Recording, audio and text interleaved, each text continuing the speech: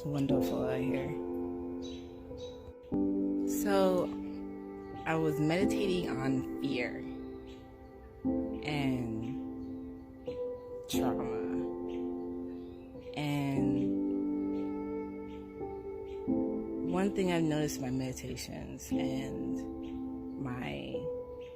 in the nature meditation, is that when I really feel the earth and I feel the roots of the trees and the plants, and then one of those bomber planes fly over and I feel the roots shudder, and because I know that those planes are also the same planes that drop nuclear weapons, so I understand hearing the sound of that plane.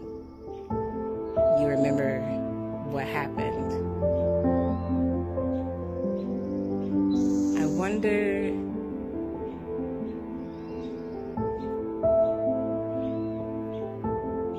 how do we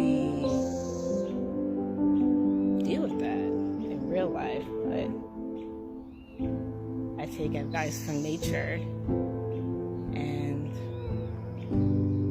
just keep growing.